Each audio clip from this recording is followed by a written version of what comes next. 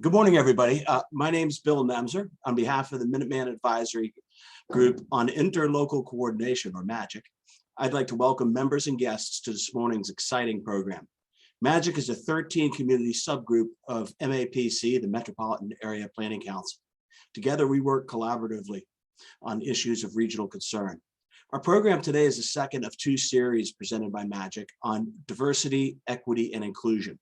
This workshop series focused on examining municipal policies related to housing, transportation, finance through a critical racial justice lens. Last month's session, which is available on the MAGIC website, was on racial justice in housing and transportation. Today's program is racial justice and municipal government.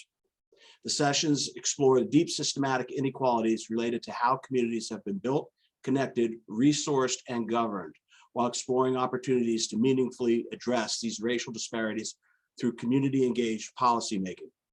Our speaker today is Dr. Raul Fernandez, a lecturer and former Associate Dean for Equity, Diversity, and Inclusion at Boston University's Wheelock College of Education and Human Development, where he writes, studies, and teaches about inequalities in education. He's also an appointee to the Racial Imbalance Advisory Council of the Massachusetts Department of Elementary and Secondary Education, and was recently named a Public Impact Scholar by the Initiative on Cities. Dr. Fernandez is also a member of the Brookline Select Board and led the successful efforts to create a working group designed to better support the Brookline Housing Authority and its residents. For this today's, that's a lot of stuff, Dr. Fernandez. Today's program, we're going to have periodic breakpoints where you can ask questions, or you can also place your questions in the chat, and we'll try to get them to Dr. Fernandez. At this point, I'd like to turn it over, and if you'd please welcome, as best as we can on Zoom, Dr. Raul Fernandez. Thank you, Doctor. Well, thank you so much. And Raul is fine. Thanks, Bill. Thanks, Julie. Great to be with you. Thanks for those of you who attended the first session and are back, and welcome to those of you who are attending for the first time. As I said just before we got started, there may be baby noises in the background. You may even see a baby at some point in the background. So just know that's a possibility, but also a wonderful thing. I'm excited to have and continue this conversation with MAGIC members around racial justice. We talked about what it meant for housing and transportation last time. That conversation can continue in this session today. And I want to expand that conversation to thinking about municipal governance, the way that we set up our government, but also the way that we bring people in to the government to be able to have their voices heard. And then also around municipal finance, and really to start to understand a little bit more about how we can leverage municipal finances for racial justice and what that actually looks like in practice. So what I'll do is I'll share my screen. I've got a little presentation for you. There's going to be a break point at which we're going to put you in breakout rooms. That'll happen probably maybe about 15 minutes in. And then I'll continue on with the presentation. And then toward the end, we'll have a final breakout session before going into the larger group where we'll have an opportunity to discuss. In a moment, you'll see that I have an opportunity for you to introduce yourselves in the chat. And I'll show you exactly how to do that. And also to encourage you to use the chat to ask questions. There'll be these natural breaking points when we'll be able to engage with one another. But I don't want you to lose a thread on a question that you might have. So feel free to put it into the chat, and the staff there are going to make sure that I have access to see them. So when we do break, I'll be able to get to those questions. Okay. Let me share a screen here and get us going.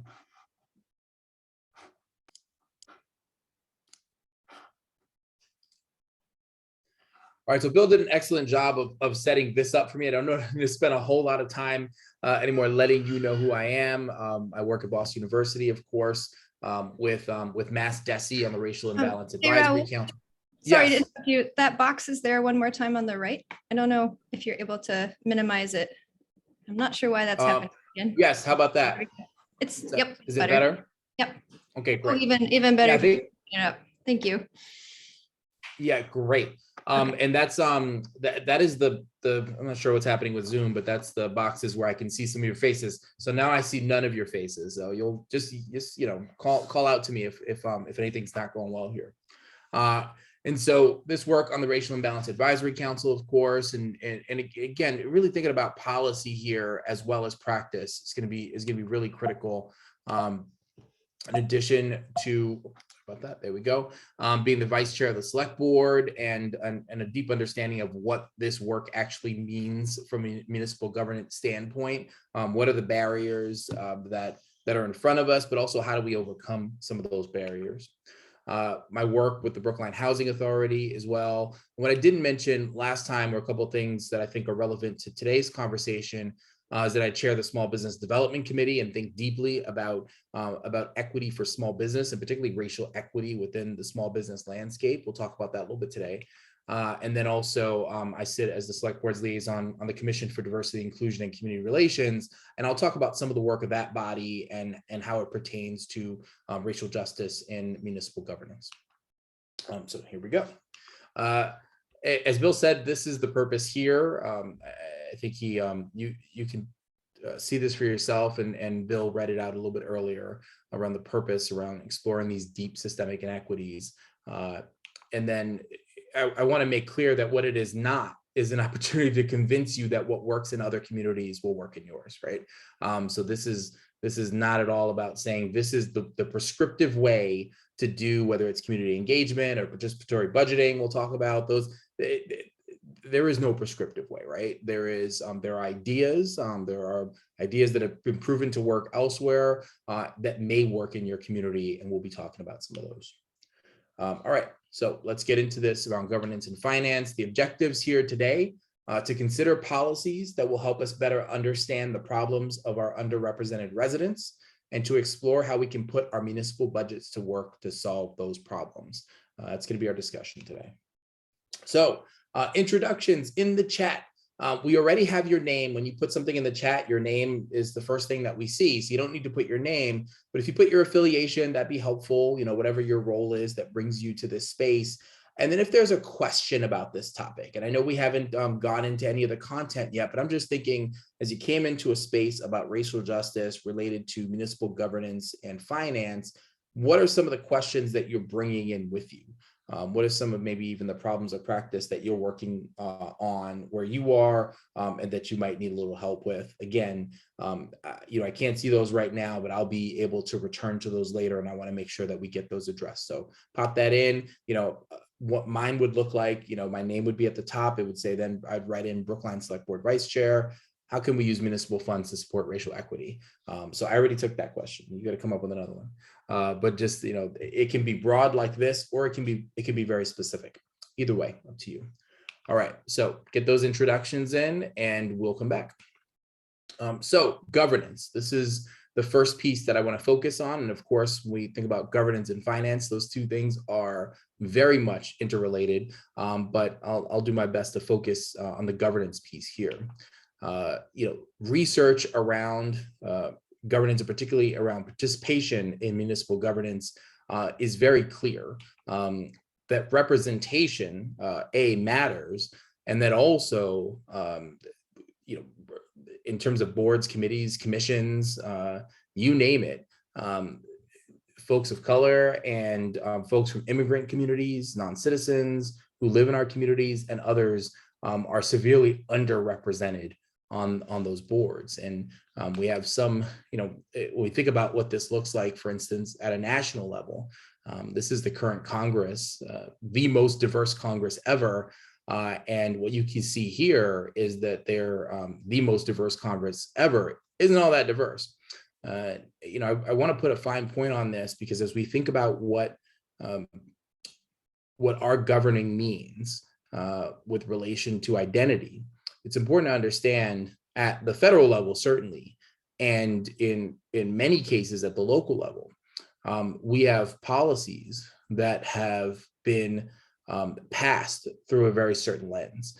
Our Congress has always been a majority white men, even as white men aren't necessarily a majority in the US, although a plurality, perhaps. The same thing with the Supreme Court and the same thing with the presidency, except all but once, right? And so as we think about what our policies look like, it's important to understand that those policies have all been filtered through a very certain lens.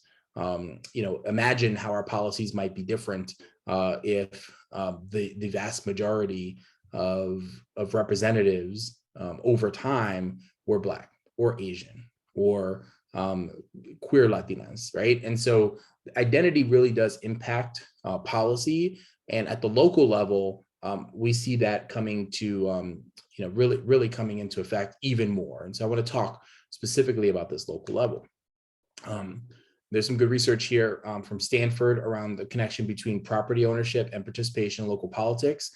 Does property ownership lead to participation in local politics? The short answer is yes. Yes, it does. When people buy property, they are more likely to get engaged politically, to vote, to contribute, and to show up to meetings.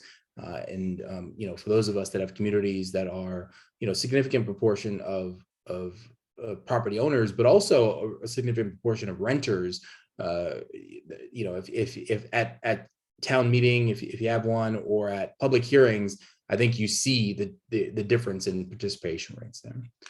There's also some good research from Catherine Levine Einstein, who's actually a colleague at Boston University, as well as these other colleagues, Max Palmer and David Glick, around participating in local governance. And what they really looked at were meetings, zoning board and planning meetings, and found that individuals who are older, male, longtime residents, voters in local elections, and homeowners are significantly more likely to participate in these meetings.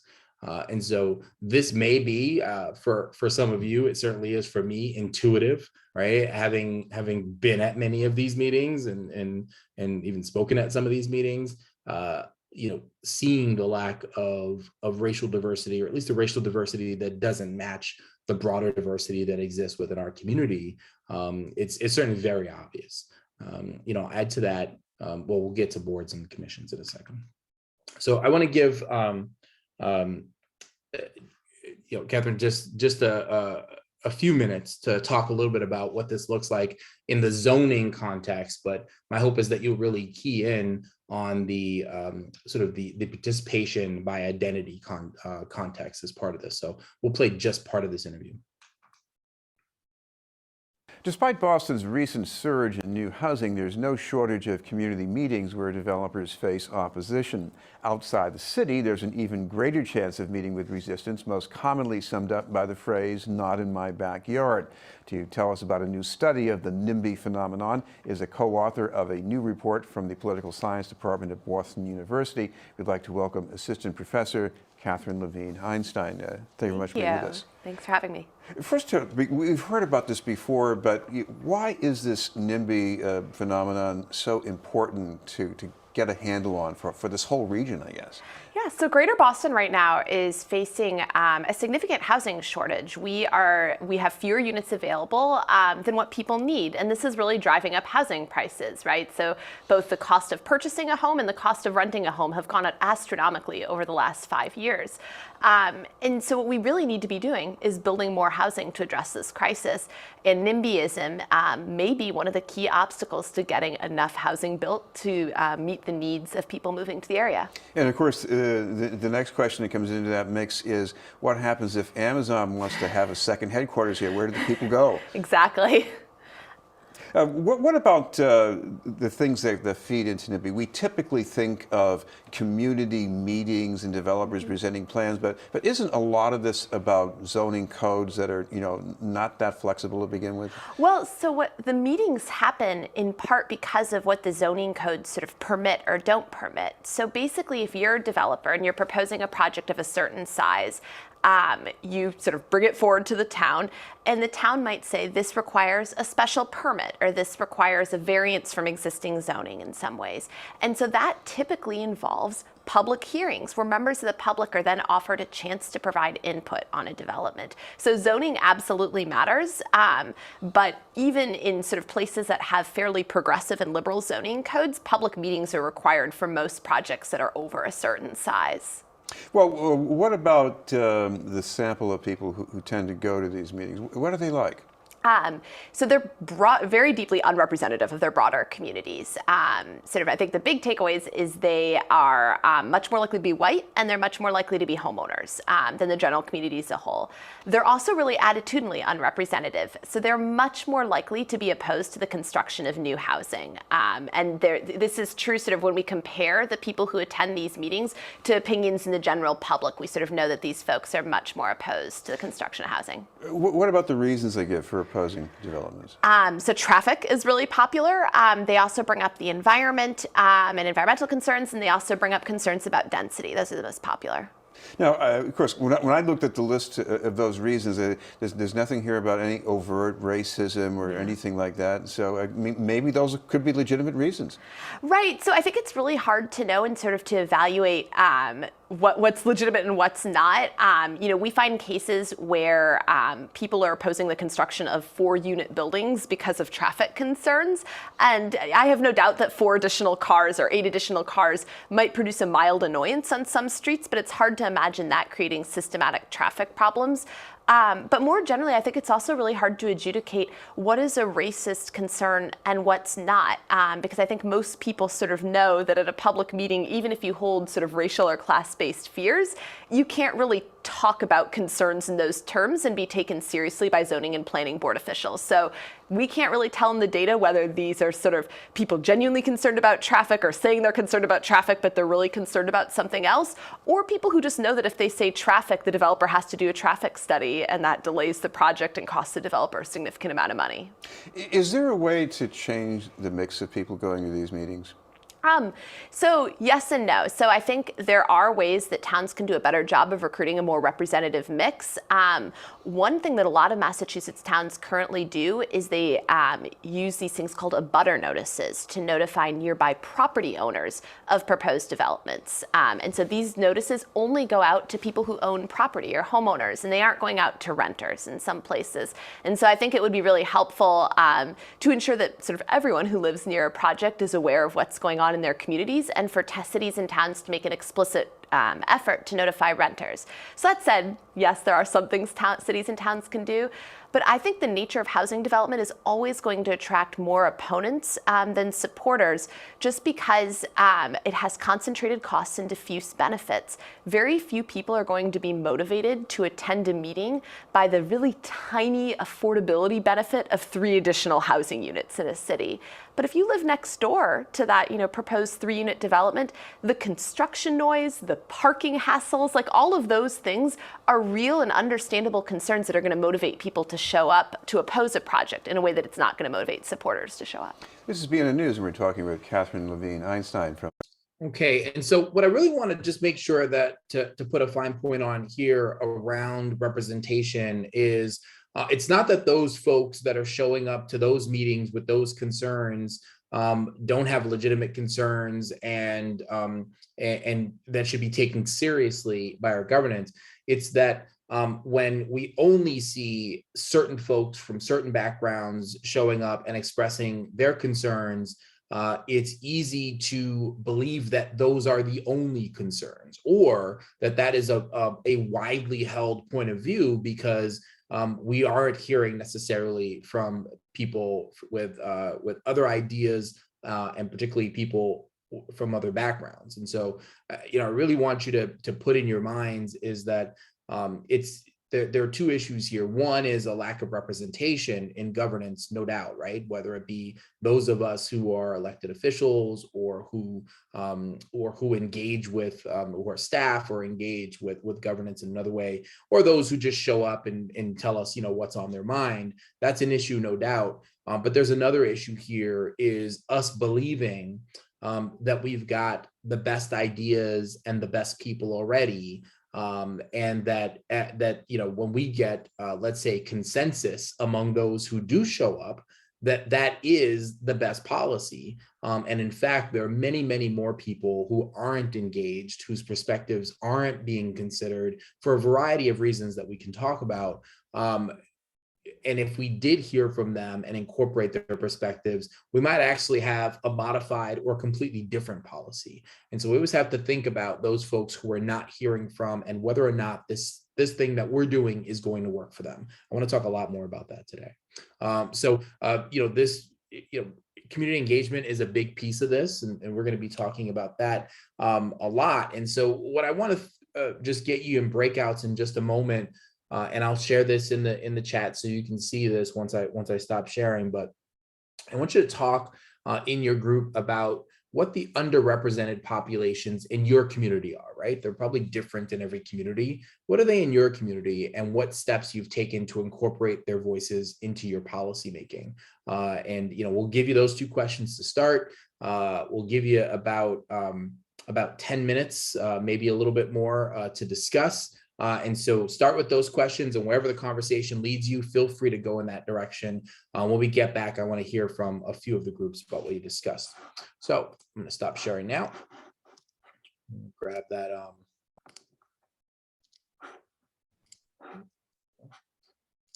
Pop that into the chat. And meanwhile, my friends from MAPC are been getting your groups together. And Julie, let me know if we're good to go. All right, we're going. All right. Great. Looks like we have everyone back now. I hope you had some useful conversations. I, for one, am very excited to hear what it is that you talked about. So I want to take a few minutes to hear from you. If somebody from the group or any, more than one person from the group wants to share out. Here's what we'll do with a group this size. Always good to use that raise hand function, that little virtual hand that goes up in the corner like that. So if you can find that and use that, that would be terrific.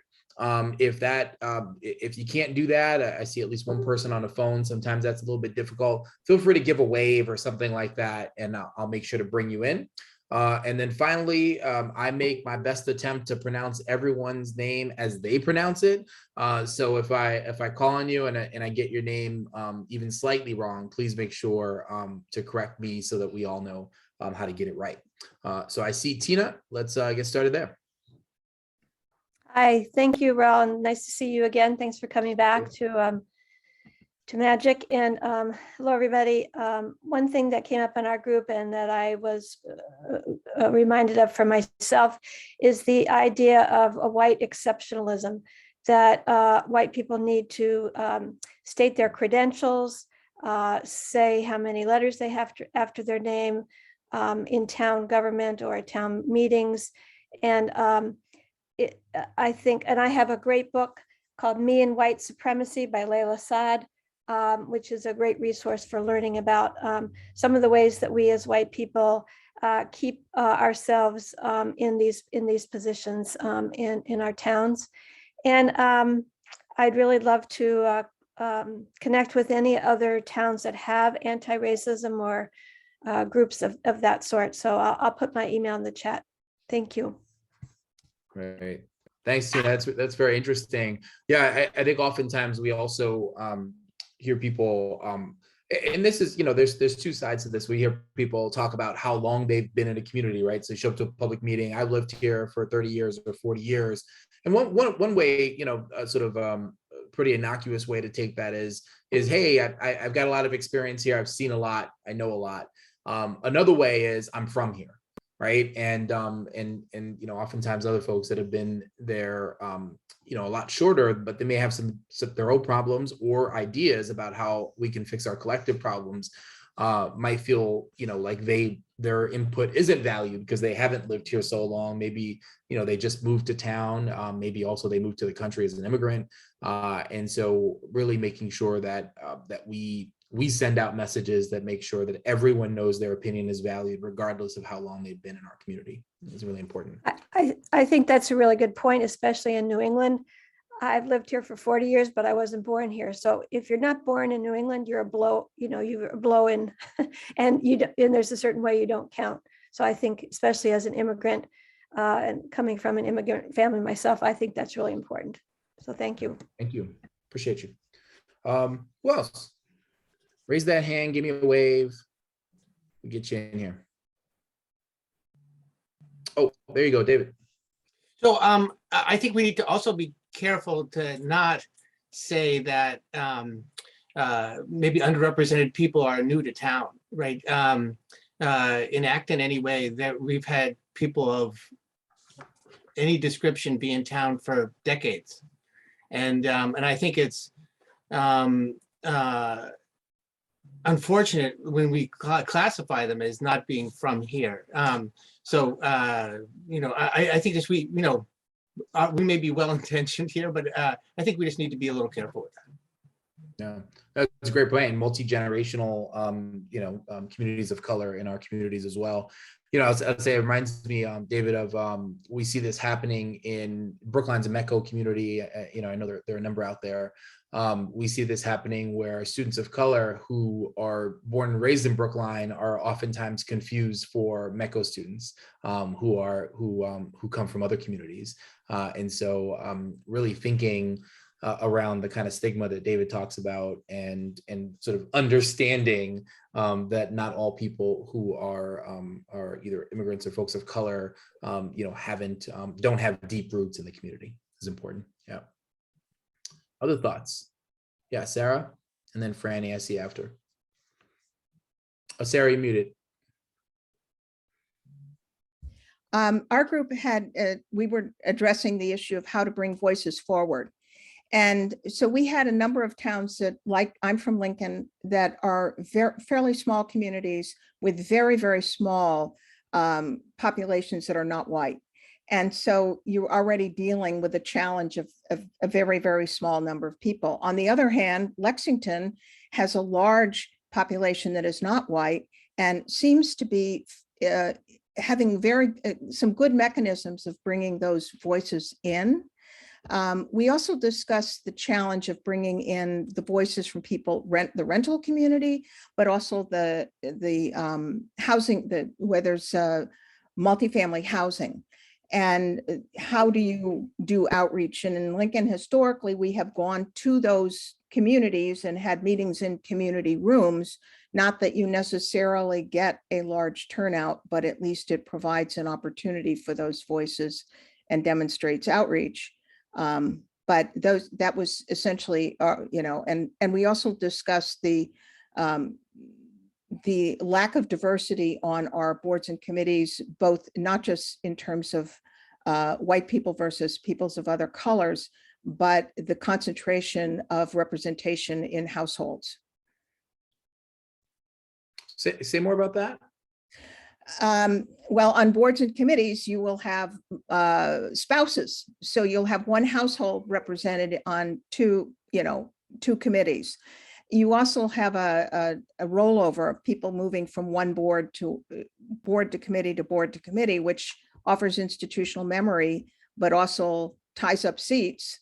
So you're not bringing in new voices. So that's a diversity question, but it doesn't have to do with racial or ethnic diversity necessarily. It's just a general diversity challenge. Right. Oh, thanks for bringing that up. Actually, we have in our town meeting, which is a representative town meeting, we have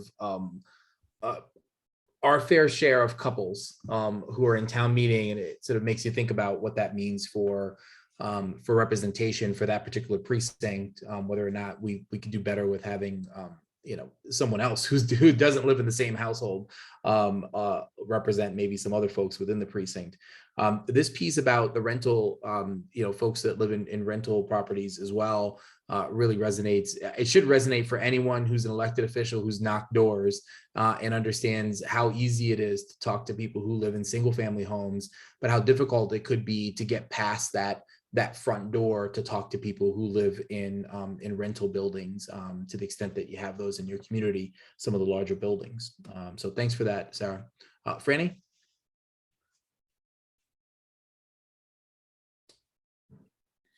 We heard about a lot of different efforts. Just 4 little things that I took note of. One was, I talked about what we've been doing in Acton by including renters more, creating a renter-led and apartment dweller-led committee, designed for climate, but also for we're seeing a lot of need for just tenant issues. And that, in doing that, we also found that we had more racial diversity in participants, which was nice to see. I heard from at least 2 of our people speaking that the open meeting law deters people. I'm thinking it has to do with being in the pandemic and a lot of meetings being taped. I'm not sure, or being public. I'm not sure. I would love to hear more about that from people, but the fact that people don't feel safe, they feel too public when they're in public meetings. But in the past, when I've been in a 4 people sitting in a room committee in town hall, not being taped, I don't think people had that same feeling of lack of safety. And I'm all for open meeting law. Don't get me wrong. I mean, I think it actually protects us in a lot of ways. And there was mention of youth participation, how important that was in films. And people from my committee, my subgroup can speak up, but those were the things that stuck out in my mind. Thanks, Franny.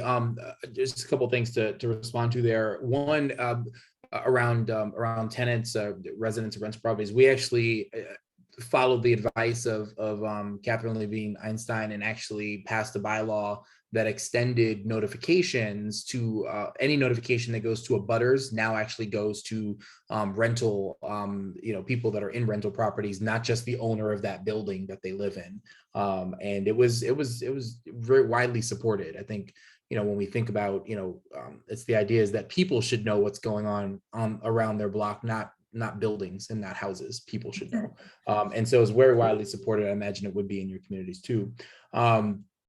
And at very little additional cost, by the way, to the town. In fact, a lot of these notifications need to not come from the town, but from people that are interested in doing something, development, construction, etc. The OML giveth and OML taketh away, and so, but it is what it is. It's been with us for a while, and it's important for us to. I think the idea that we need to have public meetings is a good thing, and that we have public deliberation. I mean, we all agree with this, right? Is a good thing. It makes our jobs, those of us that need to actually have those meetings and make sure that we require with all the stipulations of OML, makes our job harder, but certainly for the public, providing greater level of awareness and access to meetings is really important. I'm wondering if you all also talked about Zoom and or whatever it is that your community uses or has been using since and through the pandemic. For us, we've actually seen a dramatic increase in participation and representation as a result. I ended up chairing a task force to reimagine policing in our community, and a lot of the folks who participated said straight out they just wouldn't be able to meet weekly for 2 hours a week on a Friday morning if it were not for those being remote meetings. They just wouldn't have been able to make the time to do it, and because of that access, we were able to get the people who we wanted to be on that committee, not just those who were available to do it. In fact, our town meeting has seen remarkable participation rates. Usually we end up with participation rates around 80% or so, which I know maybe some of you are like, that sounds amazing. But since we've gone virtual, participation rates have been in the high 90s every single night, and including we've had town meetings extend to 6, 7, and 8 nights of town meeting. And participation has stayed that high because people are able to actually, they don't have to leave their kid at home. They might need to go off screen and, like I do occasionally and take care of your kid, but you don't need to make that choice. You can actually be able to do both of the things, works for working people, et cetera. So I'd just be interested to hear more from you all about, or maybe we can just, as part of our conversation, think and talk more about online access, what that looks like moving forward, if we go back to the way things were, or if we can continue some of the things that may have worked during the pandemic. Adam. Yeah, thanks, Raul. This is Adam Duchesneau, Director of Planning in the town of Sudbury. And I just wanted to echo those comments. And I know we've got a lot of people on here from a lot of different municipal connections. And I just want to put a word out there for support for continuing to meet virtually. I know this would have to be changed by the open meeting law in the state legislature. And I say this in so many meetings in our community, and I hope it just can be continue to become more widespread. But everything you just said is so true. It's changed the dynamic, not just for our community participation, but also for staff and a work-life balance. And I just see no reason to go back to meeting in person. It doesn't make sense for the issues we're talking about on here. There are other forums where it may need to be, but I just want to put a plug in that whatever anybody on this call can do to advocate with your local officials, your state legislators, to make that change to the open meeting law, it's going to be a benefit for the entire state. So thanks for the advocacy on that. Yeah, thanks, Adam. And notably, the way the law is already written, pre-pandemic, our disability commissions are exempt from the provisions that require, the in-person sort of quorums and the chair needing to be in person, those kinds of things. And this is again pre-pandemic. We're already exempted from those requirements because the legislature understands the difficulty for people with disabilities to have access, and particularly people with mobility issues and other issues, to be able to have access to participate in those conversations. But of course, perhaps what they either didn't understand or weighed differently is the need for people with those disabilities to participate in all other forums and contexts. And so providing this kind of access moving forward would make sure that those folks can't just participate in disability commission meetings, but that they could participate in any of our meetings. Amanda. Thanks. So we did talk a little bit about, about Zoom and, but generally speaking, I just want to chime in and also say that, I think participation changes, with Zoom and how helpful it is to even be able to record meetings. So like for us in Hudson right now, we don't have like a TV cable access that records all of our planning and zoning board meetings. So it's up to us to do that. So Zoom has been a lifesaver for that regard, rather than just, recording audio on your phone at a, meeting where you can barely hear people anyways. So yeah, just to add that. Great, thank you. So let's do this. And if anybody has a burning comment or question they want to ask right now, throw your hand up. But I was going to keep us moving in this presentation. We're going to have an opportunity to talk a little bit more, but I wanted to share some information around community engagement and maybe some of this you're already doing in your community. Perhaps there's something that you're not, and we can talk about. So I'm going to go back to sharing.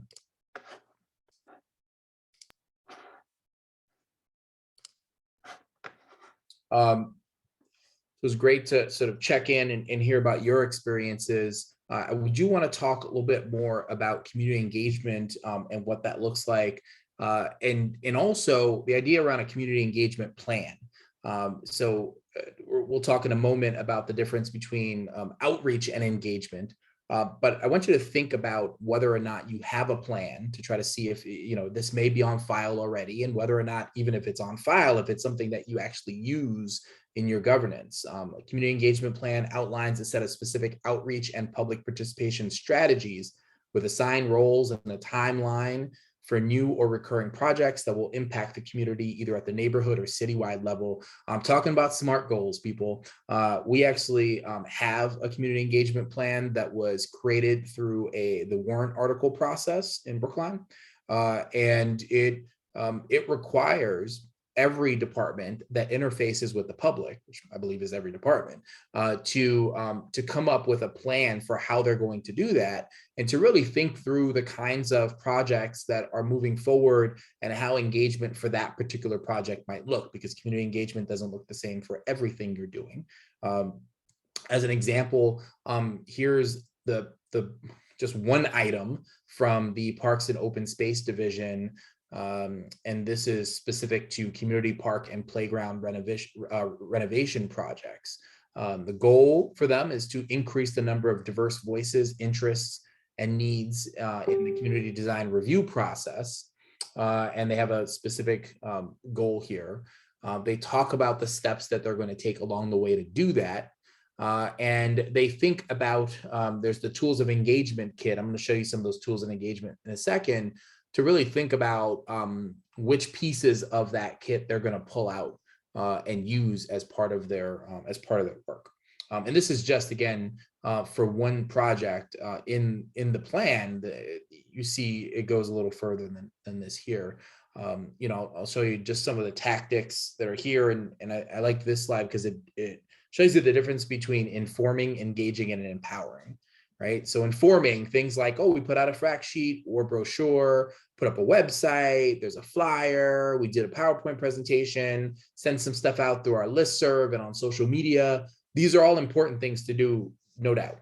But it's also sort of in this format of sort of one-way communication. To engage, to call people directly, hear from them, have informal conversations, to have meetings, with folks, maybe grab a lunch or coffee with someone in the community, holding focus groups, surveys, tours of a project that's being developed, for instance, community mapping, visioning workshops, open houses. So now we're getting a little bit more toward engagement with the community, an opportunity for us to have a two-way or multi-way dialogue about whatever it is that we're trying to do. And then, of course, to empower, having resident advisory committees, advocacy trainings, participatory decision-making. I'm going to show you what that looks like in just a second.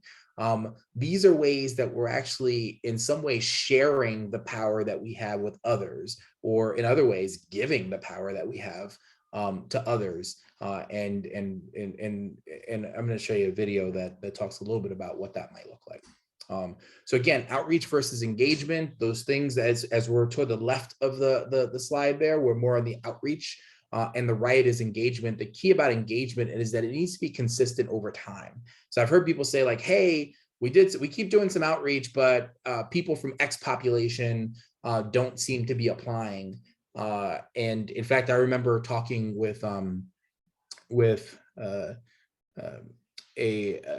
a certain moderator about a certain advisory committee and saying, and town meeting broadly, and saying, hey, I don't see a lot of Asian representation. 1 in 5 members of the community are Asian, but I don't see a lot of Asian representation.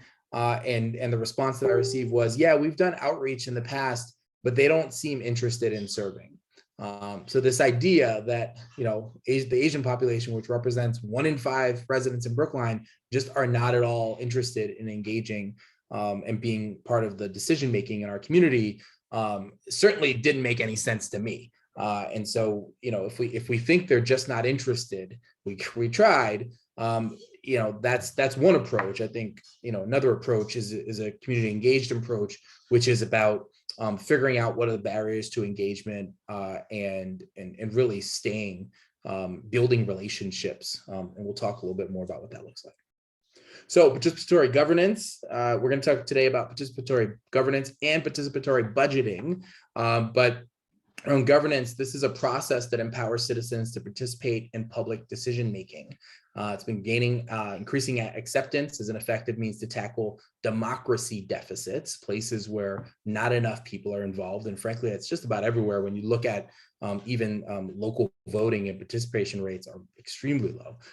And as a way to improve public accountability. So I want to show you a video that talks a little bit about participatory governance right now. Here you go. Participatory democracy.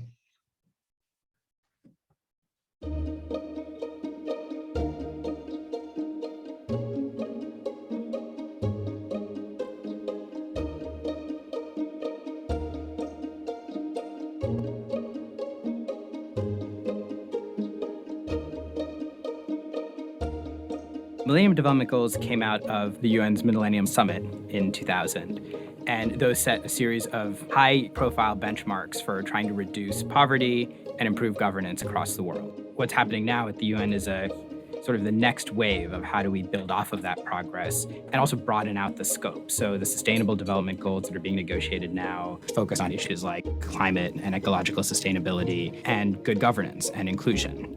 One aspect of Goal 16 involves inclusive governance, participatory mechanisms by which citizens can meaningfully influence the policy-making process. What makes this exciting is that it goes beyond poverty reduction to recognize that you can't have effective pathways to economic equality without participatory decision-making.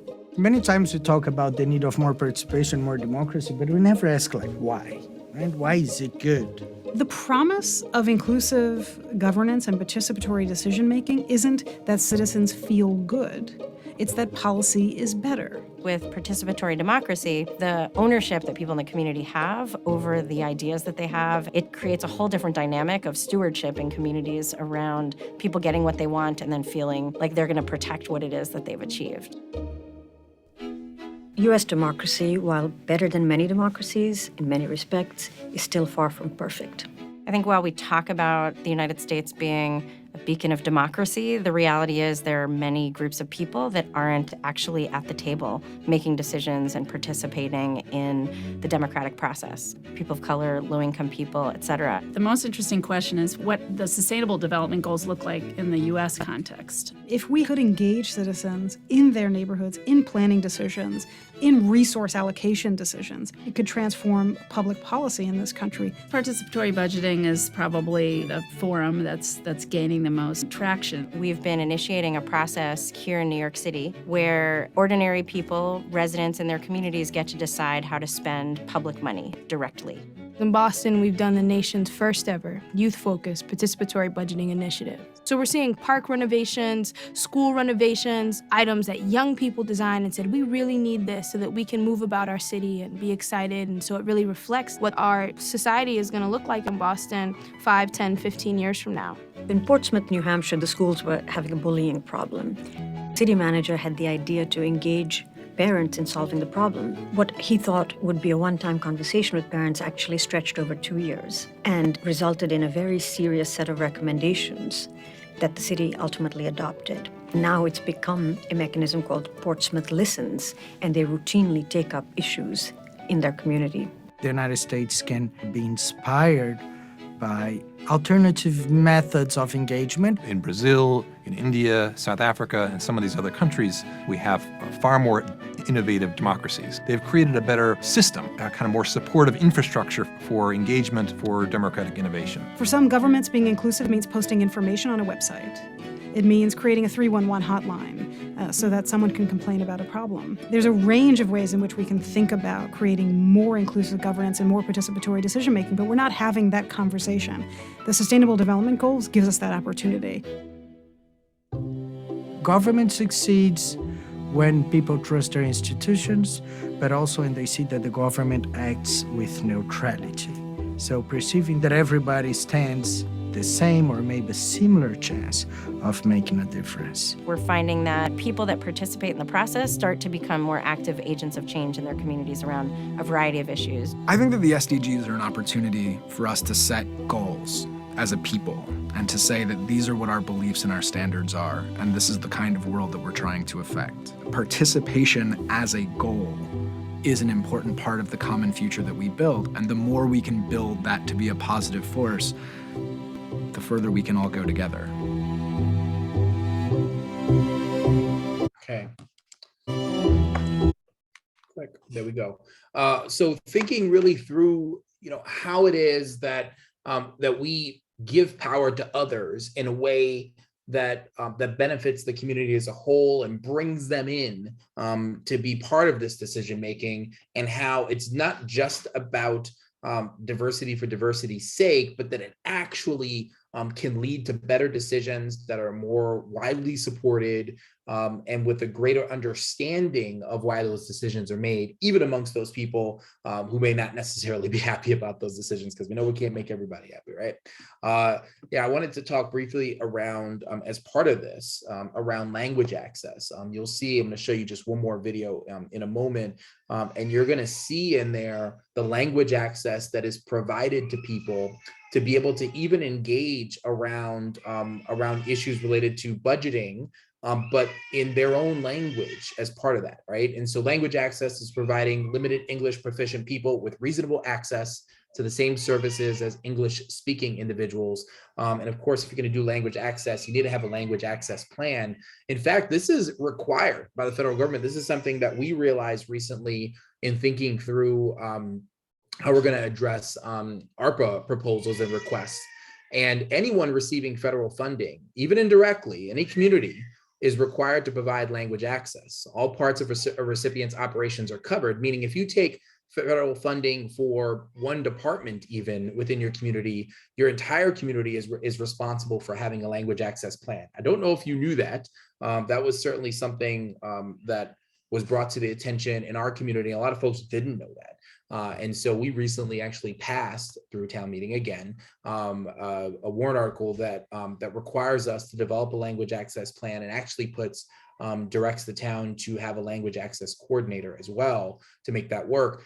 While that obligation was there before, right now that obligation is even heightened because of the ARPA dollars that every community has, and to make sure that you have a plan to engage with those in your community who are limited English proficient. If that is a shock to you, it was a shock to many in our community, and we're rectifying it this time.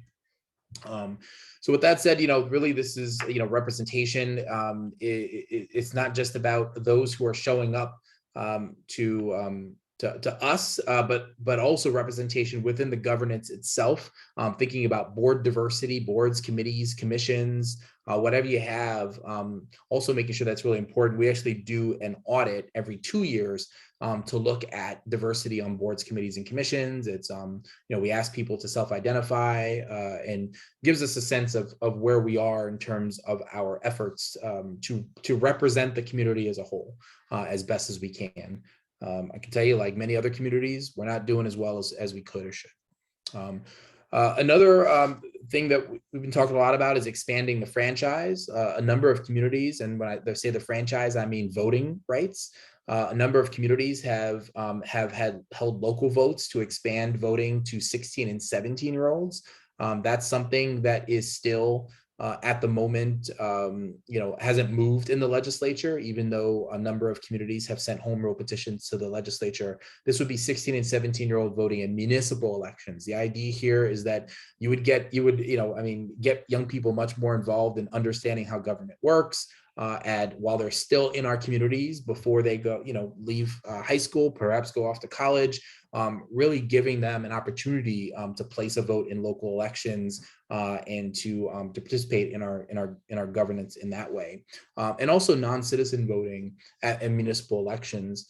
I know this can be a hot button issue, but there are people who live in our communities, and not just folks who are undocumented, but who are also them, but who are also just not citizens, but whose kids go to our schools, who get their trash picked up, who drive over potholes just like everybody else, and offering them an opportunity to pick the leadership, whether it be as select board members or school committee members, or you name it, giving them that say also can be very powerful with respect to sort of getting them involved in government.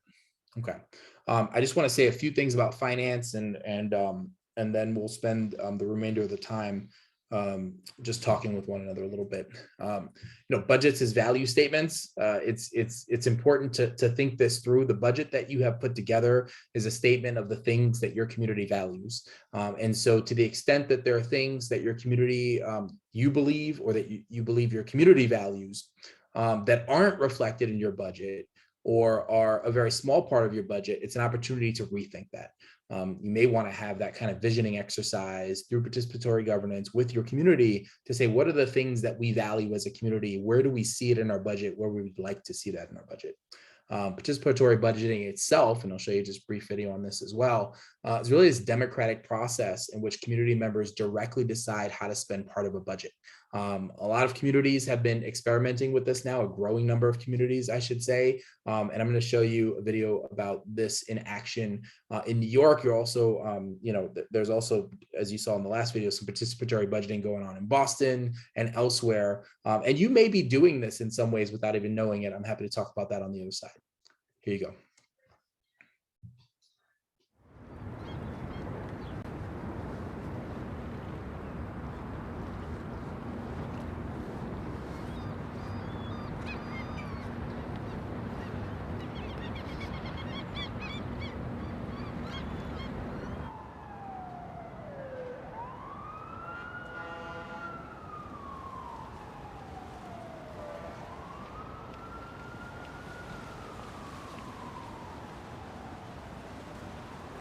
All right, one last question. Clap really loud if you are satisfied with the way funds are spent in city government these days. Okay, now let's hear clap if you think you could do a better job of making some of those decisions. Budgets are really the essence of what government does, right? So we're kind of cutting out a lot of the talk and rhetoric around budgeting and allowing community members to make direct decisions about money in their community. You know, it's our taxpayer dollars. So why not allow us to have a greater say in how money gets spent in our community? Este dinero tiene que apoyar a nuestra comunidad porque hay muchas necesidades aquí y viene mucha gente rica y no queremos un desplazamiento de nuestra comunidad, sino queremos enriquecerla y revitalizarla. Eso es lo más importante. Here's a map of our district. Entonces los proyectos que estemos hablando tienen que ser un proyecto que dure más de 5 años en la comunidad. We're along the highway. I live literally on 57th and 3rd. When I get home at this hour at night, I'm literally with my cell phone in my hands, like this, clutching my bag, because it's dark. It's scary at night. I want to do like the side streets, let's say between 45th all the way to 50 something. Yeah, that's a good idea. Yeah, between like 3rd and 5th. 就唔好周圍，佢全部有空做。你寫嗰度，佢到時整嗰度，你唔寫嗰度，佢唔整嗰度。 Para ayudar a los jóvenes. Compren un edificio específicamente que sea como un centro de la comunidad. Como un centro de la comunidad. Imagínate que uno tenga un centro. Todos queremos eso. Pero es que no hay. Imagínate que hay un centro. Cuando más gentes tendremos los votos, pero tenemos que unirnos para los mismos proyectos, eventualmente, en fin. La pregunta sería, ¿cómo podemos trabajar juntos en la comunidad para que entonces tenemos que trabajar? Pregúnteles. Porque ustedes son los representantes del gobierno. No me paga nadie, no soy político, nada de eso. La comunidad están aquí alrededor tuyo y es lo mismo para... Mire, pero señora, la misma cosa... Un momento, pero la cosa es que es la misma pregunta sobre esto. Somos la única mesa en español, esta comunidad hay muchas personas que hablan español. Entonces, ¿qué vamos a hacer nosotros para atraer más personas cuando es tiempo de votar? Unir. Esa es la cosa, porque todo esto se necesita organizar. No podemos pedirle ni a Carlos Menchaca, ni a fulanito. Es nosotros. ¿Quién vamos a traer? 2 amigos más, 3 amigos más y aumentarlo. No es pedir que alguien lo solucione. Aquí está la solución, se tiene que ver si es sea para la vivienda, sea para el waterfront, sea para este proyecto. Para los jóvenes. Para los jóvenes. Se tiene que hablar con otras madres, traer más personas. Tenemos que ser más inclusivos. Más que todo. Compañeros, ya pronto, ya la gente ya está acabando. Hay más ideas que queremos agregar que no hemos hecho.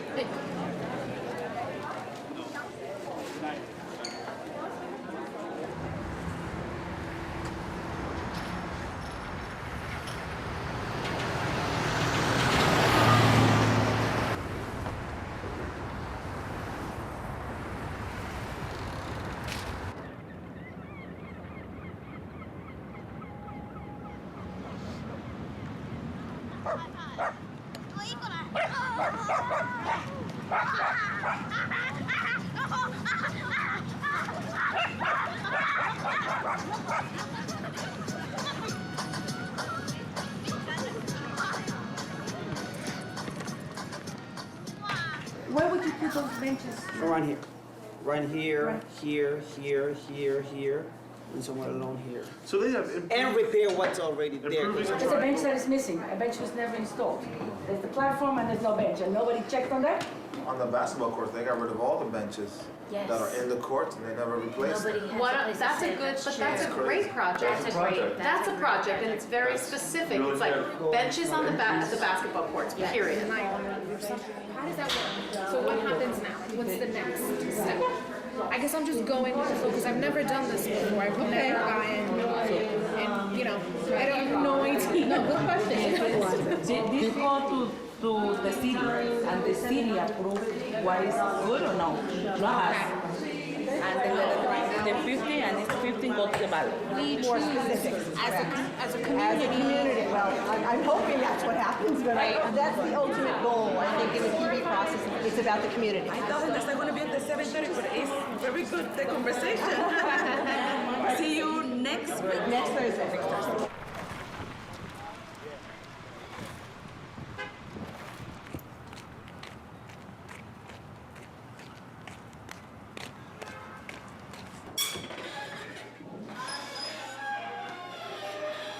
If you do it in Spanish, Do you want people to you put might be the able to put cost it of their English on projects one on the side, boards? Spanish on the back They side, can. and put the letters in the end. So this is a project to help fix the basketball court that we need fixed. That's it. So we're gonna try to fix this nice. We have so many crime lately, last 6 months or so. We have a lot of women got raped, go home 2 o'clock, 1 o'clock in the morning, and also got robbed. Spanish people, same thing. Chinese people, same thing. I'm gonna put a clock on. So they want something like a camera right on the street. So we're making a poster for security camera. Keep communities safe. Nuestra escuela ya es muy antigua. Son 100 años con los mismos baños. ¿Usted sabe lo que es ir a un baño con esa antigüedad? Mis hijas, tengo una hija de 18 años que se graduó de ahí, tengo una de 10 que este año se gradúa, pero tal vez mis nietos les toque ir ahí para que vayan en nuevos baños. Y yo por mi parte espero que gane mi proyecto. A ver qué pasa.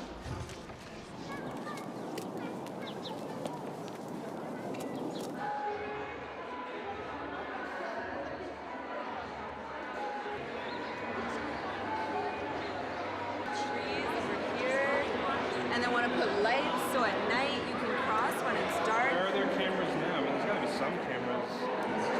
It is dark. So far, these projects have been vetted by the Department of Parks and Rec, and they said these are viable locations. I'd much rather this than a charging table for laptop users at the Sunset Park Library. I mean, some of these things shouldn't even be on here, like pedestrian safety sidewalk extensions. I mean, that should just be that should be done. Part of the city budget. Well, that's the thing too. If you vote for things, and there are other items on here that a lot of people came out and showed support for, Carlos Menchaca, just like in other districts, those council members can say, hey, this didn't get all the votes, but it's such a good idea. I love it. I'm going to take some of my other funding and make it happen. It's not about me being innovative. It's about him bringing me to the community so we can jointly work on issues of capital money, eligibility, and making sure that this program grows. And if I could just do a political thing, can I do a political thing?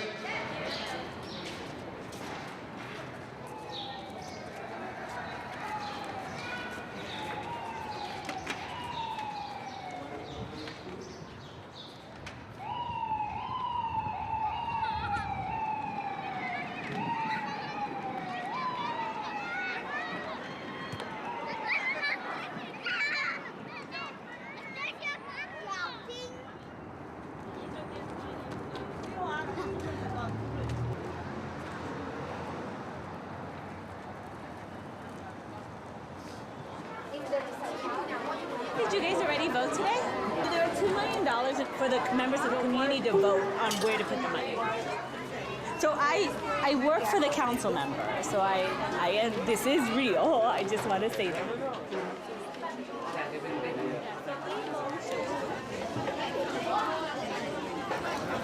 I mean, I can't tell you what numbers, but there's community garden, basketball courts, fitness center, air conditioning. Whoever votes for surveillance cameras, just please read that, just throw it away. I don't want it. You're the one that There you go. Thank you so much. All right, thank you. Can I get your signature for the new basketball court and stuff? Over here, over here, over here. Where's your mother? Home, probably. Oh, okay. Yeah. You want to look at the ballot here? I went over there and voted. Yes, I went over there and voted and everything. I told you, next one, we're going to have you in the assembly so you can tell us what you want on the ballot. 资源不管200万，让你来决定怎么花这笔钱。只要你住在38选区，你就有权利。还有那个安全的，好像抢劫那么多，6、7、8大道42街到62街装摄像头，还有一些只关疏道路的，还有一些那个，只要你是住在这个区就可以投票。里面 ID 之类的给我。哦，OK，那就没关系了，没事了。市议员拨款200万给社区的居民，那你来决定怎么花这笔钱。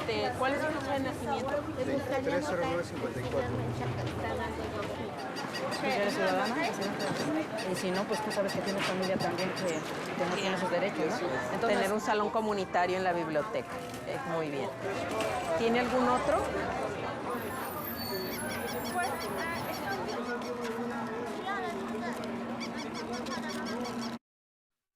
All right, I was gonna stop it there. It goes on a little bit longer. I just gotta tell you, when I see that video, I think two things. I think one, what a beautiful, what a beautiful thing, what a beautiful process. Seeing people, thinking about their own communities, thinking about what they'd like to see, being deeply involved, and having a sense that if we come together as community members, we can actually see something created in nearly real time. The other thing I think about is in those conversations that are being had in this space, particularly those conversations in other languages and conversations amongst people that aren't always well represented in what we currently do, is just how much we're missing out on the ideas that are there, the perspectives that are there, the attention to problems that folks see. And those are community members that we walk by all the time, that we're in the same, the shopping with, that's the part that hits me, I think, the most, is just thinking about all the ideas that we're missing and all the folks that whose problems we're not attending to because the way our system currently works, they're not as involved as we'd like them to be. This notion around participatory budgeting as a way to really get people involved in participatory governance is something you might want to consider. Certainly, with ARPA funding, that's something that we're doing. I know that lots of you all are doing that as well. It's actually a requirement of ARPA funding is that you have some kind of community engaged process to determine how those funds are used. Every community, I'm sure, it looks different. We actually decided to partner with our community foundation, which is a nonprofit organization, and really hand over the reins of community engagement to them, because we knew, having worked with them on projects in the past, that they were going to do a much better job than we would. It's a much better fit for their skill set than it is for that of our town staff. But also that it provided us an opportunity to have an organization that's outside of the town structure, so we wouldn't be putting our thumb on the scale of the projects that we'd like to see. So as you see here, there's a whole community engaged process that's happening in January. We're going to receive a report from the Brookline Community Foundation that outlines the community priorities as they've seen it through their various focus groups. They're doing a big community charrette, they call it, and everything else that they're doing, the survey, et cetera. And that's going to put a lot of pressure on us to meet those needs. And so in a way, we really gave up, as a board that has full authority on how these funds are spent, we gave up a lot of our power to the community through this community foundation to let us know, to put pressure on us to meet the needs of the community.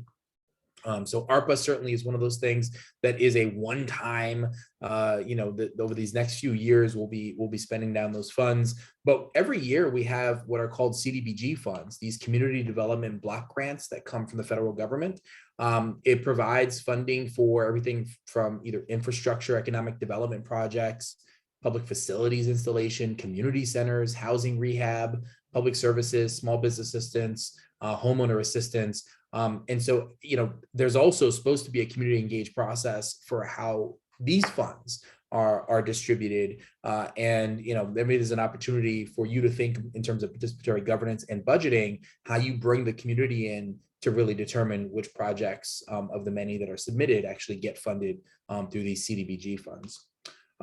We also created something called the Safety Net Fund, which is this existed prior to the pandemic, but in a very small way, and we've made it a very big fund ever since the pandemic hit. What I wanted to call out here is that we actually, we take a whole community approach to this. So we include those MECO families. These are students who bus in to Brookline but don't live in Brookline, but they're part of our community, and we want to make sure they're okay. Small business owners and employees, even if they don't have Brookline addresses, and this is all regardless of immigration or documentation status. Now, I'll tell you, the vast majority of people who use the safety net fund are people who live in Brookline. What we did was make sure that that we didn't just sort of I won't say hoard our resources, but we made those available to people who we still consider to be part of our community, whether or not they live in Brookline, and certainly whether or not they have documentation or not they have needs.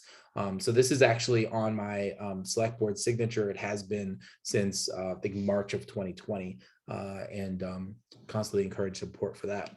And then I think finally the racial equity grant. This provides grants to local nonprofit organizations, and this is in Brookline, community efforts that are working to address racial equity gaps in different ways. This is actually funded through revenue from recreational cannabis. And so as part of the funding that we get, we actually turn some over, again, to the Brookline Community Foundation to create this racial equity grant program. And so organizations and individuals working as part of organizations can request funding for programs that are going to mitigate and work to eliminate racial inequity. And this is another way to use municipal dollars in a meaningful way around addressing racial inequities. Last one, I think Community Preservation Act was the other one. I think you're all CPA communities. And this allows us to pull money together to preserve open space and historic sites, but importantly, create affordable housing, develop outdoor recreational facilities. So thinking about how your CPA funds are being used through a racial and economic justice lens, like what are the areas in your community that most need development? Who are the folks that most need attention and resources through CPA is something you can consider too. And then, all right, this is, I promise, the last thing, a disparity study, which is determining whether a government entity, either in the past or currently engages in exclusionary practices, and specifically related to minority and women-owned and disadvantaged business enterprises. The reason that this is important is that if you do a disparity study, it actually allows you to target resources toward minority, women-owned, and other disadvantaged business enterprises in a way that you cannot do if you have not done the disparity study. We're going to embark on that one this year. Boston did one last year. Your community, and this is something for Magic communities to consider. We are working, I think, to partner with, I think maybe Somerville on a disparity study jointly. To sort of lower the cost and learn what we can from one another. You may be able to partner with other communities too. If you're interested in that, let me know, and I can connect you to our director of procurement who's leading that effort.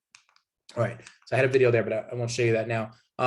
So just discussion. I think what we're going to do is just stay as a whole group, because I want to make sure we use the time we have remaining to talk with one another as a group. But something for you to think about: which of these solutions have you enacted in your community? How's that worked out? And those that haven't been enacted, which could work in your community? So I'll pop that into the chat. But again, this is an opportunity to talk about anything that you're thinking about now, having had your conversations with one another, having heard this presentation. So get your virtual hands up if you can. That's the easiest way to keep a queue. If you can't, then go ahead and give a wave. That's in the chat now. So what are you thinking? Did any of this resonate with you? Or you say, yeah, actually we're doing that. Seems to be working well, or we tried that and that ain't working. Or is there anything else you'd like to discuss?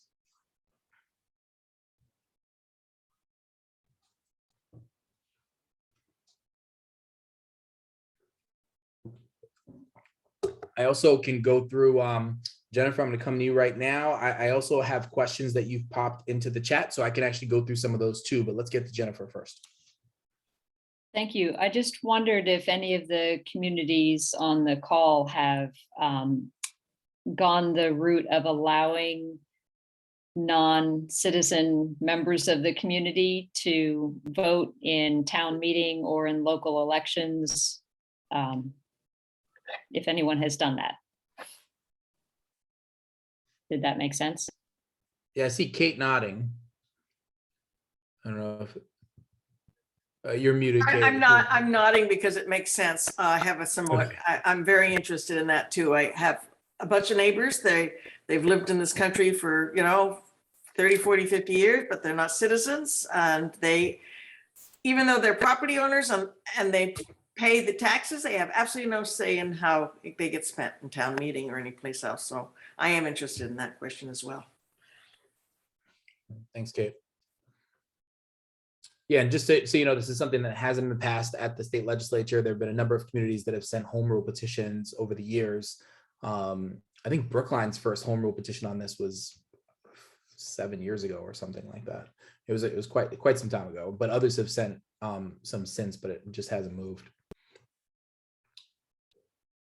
All right, well, if anybody has information to share, Jennifer's open to hearing it, so please be sure to share with Jennifer. I wanted to let me get to some questions in the chat. If you do have a question, just raise that hand and we'll come to you in between these questions. Would someone ask about how to make town meeting and pre-town meeting more participatory? The exciting question. One of the things about the town meeting structure is that it is so unique and in many ways unfamiliar to people. I remember living in this town for a number of years before I realized that this was even the governing structure here. And I assumed there was a mayor, but I just didn't know who they were. So that was my assumption, right? And I'm sure there are a lot of people living in if you're a town in your community that think they just don't know who the mayor is, right? And don't know there's a select board and don't know about a town meeting. So what I've seen be most effective are honestly community-led efforts to inform people about the form of government that they have. There's certainly when people move to town, you can actually work with the USPS to mail information to folks that have moved to town in the last X number of months or a year. And so that's something you can do if they're new residents to make sure that they're aware of what's going on in town and how the structure works.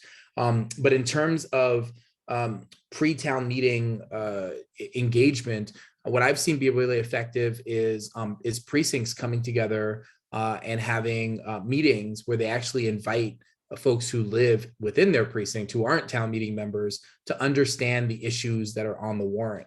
And again, some of these things can be quite complicated, especially if you're talking about zoning proposals and things like that. But bringing community members together in advance of town meeting says a couple things. One, it says, we value your input and we care what you think about this. And two, it says like, hey, we're all neighbors, right? And it's important that us as representatives that are participating in town meeting, engage deeply with our neighbors before making decisions that impact our neighbors, not just us, right? So we're not just going into town meeting, sharing our own perspectives, but that we're actually really, truly incorporating the thoughts of our neighbors into it. So that's something to say there. There was a question about, have you discovered policy language in Brookline that perpetuates inequity? How have you changed it? Yes. So we are now a select board. Before that, we were the selectmen. Someone to draw attention to how long, the idea of us, we've been called selectmen for so long. Someone actually submitted a warrant article to call us all select women, which received some votes, by the way. And one recommendation that did not turn into a warrant article was to call us selectrons, which I kind of liked. But ultimately we went with select board. But we've seen that throughout our warrants. We've got throughout our charter, we've had a number of warrants that have come forward to instead of saying citizens, saying residents. So more inclusive language. We're not just concerned with the issues of those who are eligible to vote, but anyone who resides within our community. And so, the good thing is now with these documents being electronic, you can do a find all for certain terms, and then quite easily do a warrant article that actually addresses each one of those changes. So there's been moves to make have more gender inclusive language and as well as part of that. So those we typically, I think folks are chipping away at it. So like every town meeting, there'll be one of those. And it passes, overwhelmingly, because again, there's a general sense that, hey, we want to make sure that everyone feels represented and welcome here, and that while it's a small thing, it does matter. Would it be legal to allow families in the MECO program to vote in school committee elections in host towns? It would be if the legislature allowed it, but I don't. So that's the short answer to that. That is one area that we do not have local control, is over elections, right? So elections are governed, through the legislature by the Secretary of State, and folks from MECO families don't actually live in our communities. There's also the issue of double voting, potential for voting where they live and then also voting in Brookline as well. So, I mean, I think it makes sense in a lot of ways for a school committee in particular, but that's something that legislation at the state level would have to address. Is there any discussion of property tax policy and how it's made and its role in equity and diversity? Is the person who asked that question still here? I'd love to hear more about that question.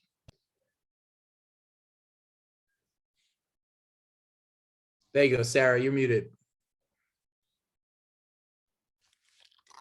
That would be me. I think it's a question more about economic diversity rather than racial and ethnic diversity.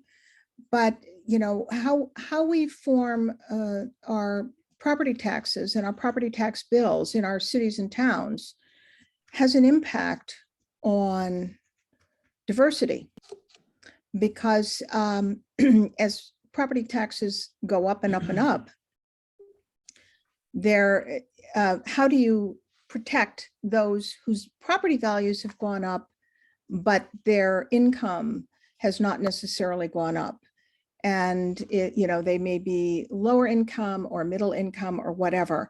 In my community, we discussed rather briefly a version of a homestead exemption, which has some ability to address that, but it is a broadsword where you need a scalpel. I know Lexington discussed it and dismissed it because there is a question of protecting of its impact on renters.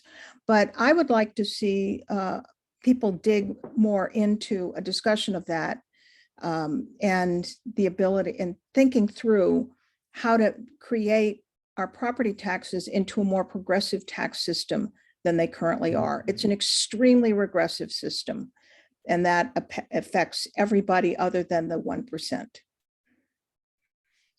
Thank you, Sarah, for that. Gives me a chance to talk about my favorite issue, Prop 2.5. As you know, limits our ability to raise taxes year over year above 2.5%. Doesn't allow for progressive taxation of much more pricey properties in our community. One of the few ways that we have to do progressive property taxation is through the residential exemption, which allows us to, up to a certain extent, to shift the property tax burden from lower price properties up to higher price properties. And we can do that up into a certain amount. About 35%, I think, is the highest that you can go. Yes. And it exempts a significant amount of the property taxes for those below the line when you make that shift upward. And so that is the mechanism at this point. Now there's been some question about what the impact of doing that on renters. Right? That was my point. Yeah. So the shift actually ends up also impacting the owners of large rental buildings or any rental buildings really, and the extent to which that increase is passed directly on to renters is unclear, right? There's been I've lived in places where I know a property tax increase was passed and my rent didn't go up the next year or the year after that, and then I've had the situation where all of a sudden it shot up greatly. And I called to ask why, and they said market forces. That was the answer that I got, which wasn't a really helpful answer when your rent goes up by $150 a month all of a sudden. So that is that is one of the ways that we can support. The other is around, we've got a couple programs for seniors.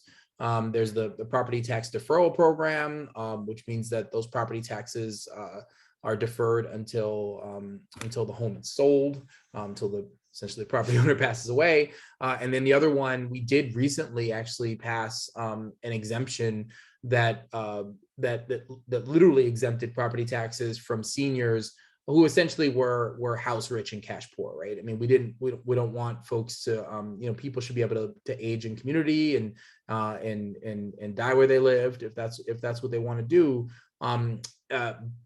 But if they can't afford the property taxes, how do they do that, right? And so for that smaller group of people, we were able to create an exemption program that'll allow them to stay where they are, and the taxes get shifted elsewhere. And by the way, that passed overwhelmingly. I mean, people really get it when you talk about, when you get them to understand like the human impact of these things and like imagine themselves or someone they care about being in that situation. People really got it. That it was a small burden to be shifted on other taxpayers in the community, but a significant help for those who really needed it. Yeah.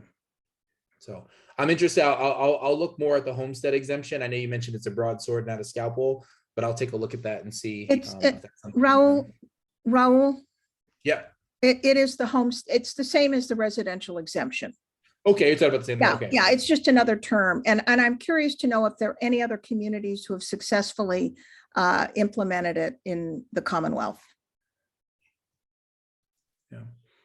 Anyone out there, you know, if you use the residential exemption? By the way, I'll say there is, as part of this, there is a small business exemption, and it is rarely used, but it is available. We're actually looking at it. We're not going to go with it this time around because I think I brought the issue up a little bit too late. We're voting on our exemption this coming Tuesday, actually tomorrow. Today's Tuesday. Yes, tonight. We're voting on that.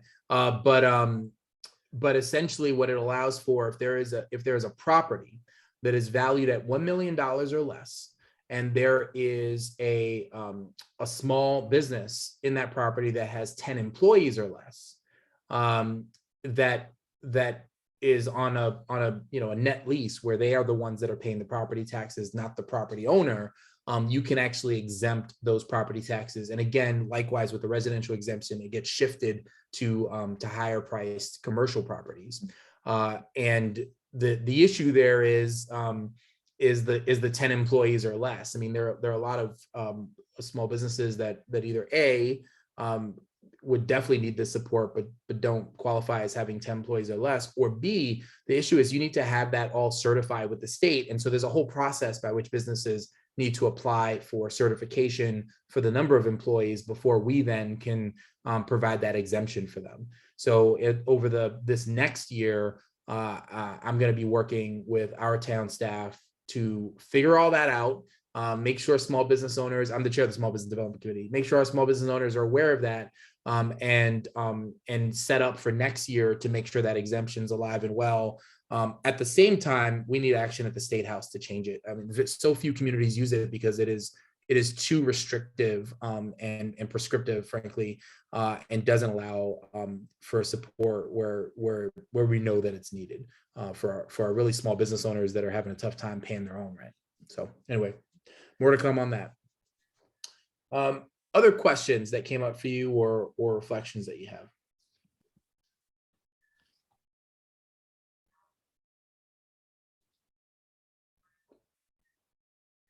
Okay, just looking at the comments. Yep. Okay. Well, we're at 10:48. I'm gonna probably a good time to start wrapping up anyway. I wanted to thank you for your time. think Julie will be in communication with you all as well, but I'm available to you to meet with each community, to talk about what's going on there, to chat with you, to share whatever insights I have, or just to be a voice from the outside. Sometimes you just need someone that's not in your community to talk to about what's going on in your community, and that in of itself actually leads you in a certain direction. So I'm happy to meet with you all, talk to you a little bit about that. I will say, this it's going to be an interesting year. You'll see pretty soon. It was announced this morning that in addition to being on the select board, at least through May, I'm actually going to be leaving my select board position, and I'm running for state representative here in Brookline. So that's going to be happening this year. But in any event, I'll keep doing the work in Brookline and helping support communities throughout the Commonwealth. So always feel like you could reach out now or into the future. I'd be glad to talk. So thank you, everybody. Julie? Okay, well, thank you so much, Raul. Thank you for taking the time to do this. I think everybody really enjoyed it. We've had a couple of people already email about posting the videos, so we'll get those up as soon as we can. Julie, do you have anything else?